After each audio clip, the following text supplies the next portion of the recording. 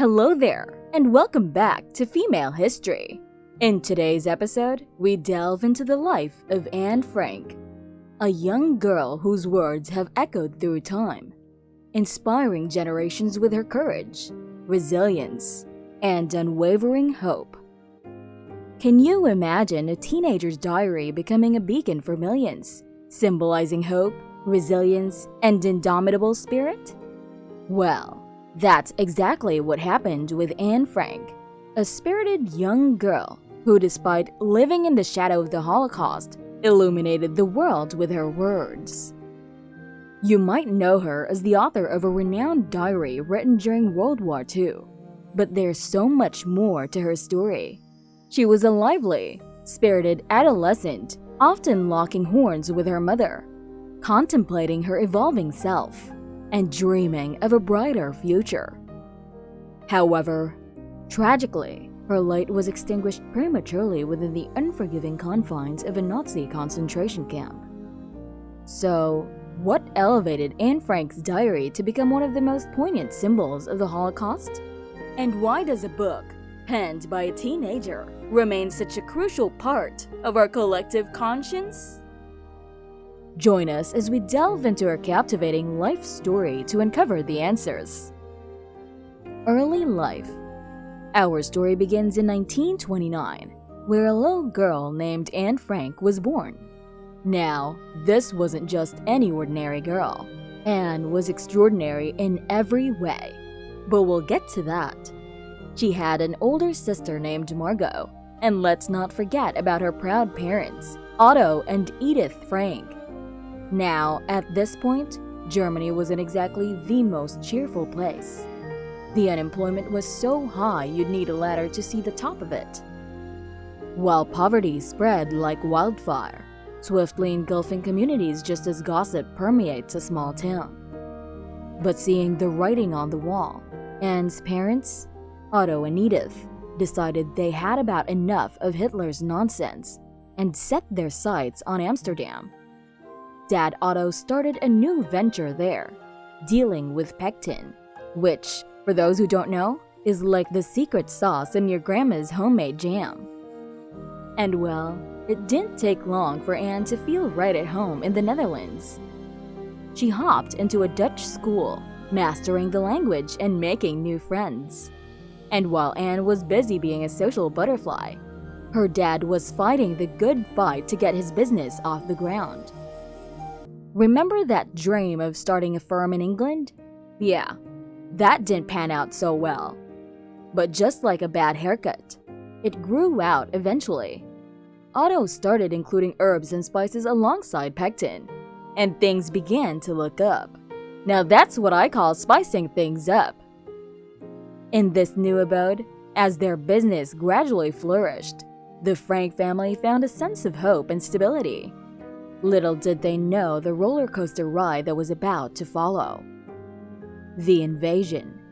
Let's fast forward to 1939. Anne's now a bubbly 10-year-old, and something was brewing globally. You guessed it, the Second World War.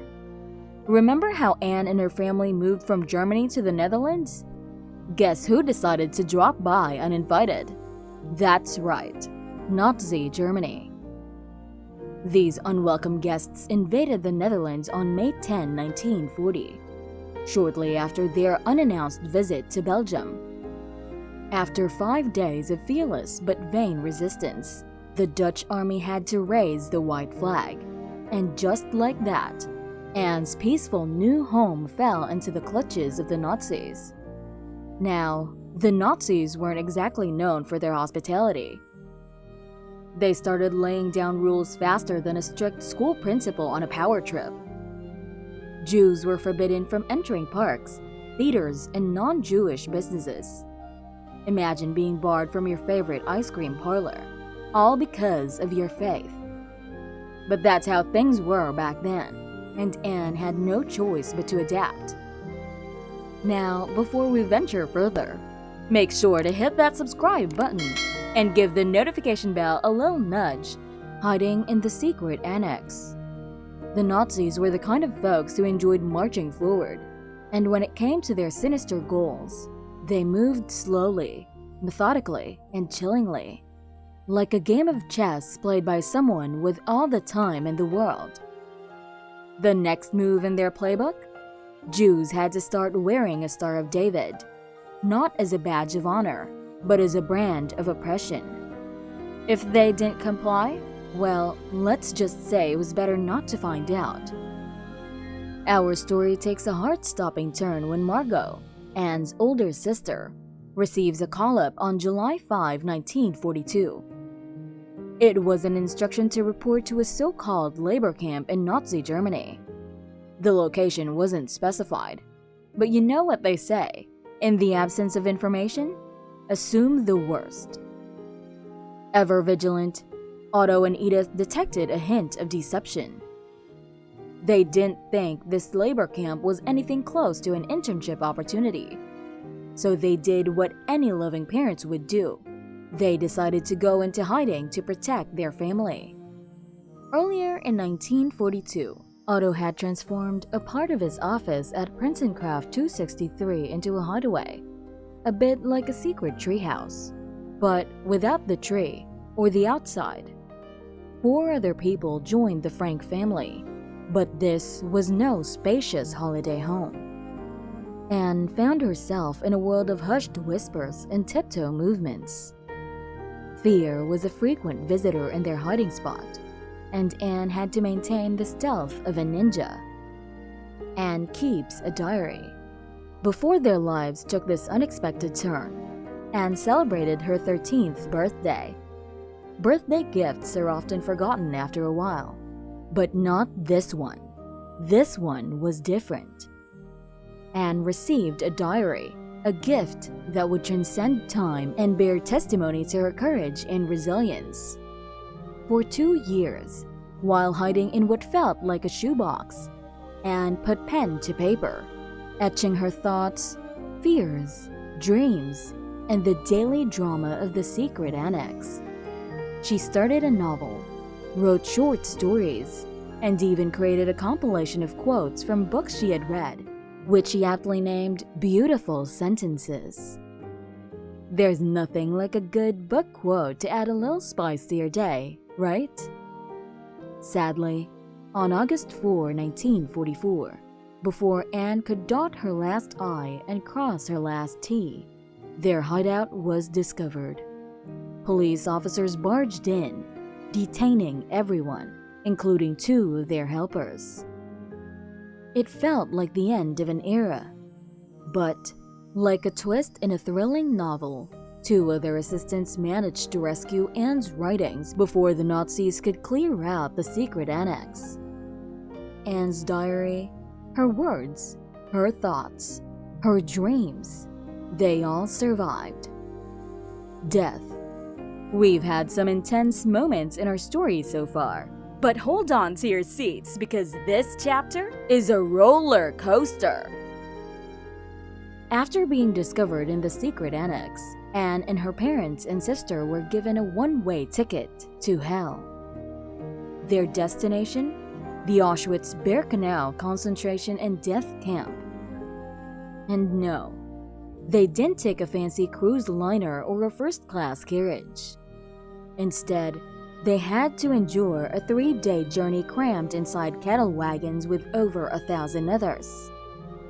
The Sicherheitsdienst, or security police, organized this trip. They took them via their headquarters, a prison in Amsterdam, and the Westerbork transit camp. Once on the train, the conditions were, to put it mildly, awful. Food and water were as scarce as unicorns, and the only restroom was a container. Later on, they arrived and got to work. As winter fell in November 1944, Anne and Margot found themselves in another trip. This time, their destination was the Bergen-Belsen concentration camp. The conditions were brutal, a swirling cocktail of scarce food, harsh weather, and rampant diseases. If you thought the flu season was bad, this was a whole different ballpark. Tragically, both Anne and Margot contracted typhus. The disease was as unforgiving as the camp itself, with its high fever and debilitating fatigue.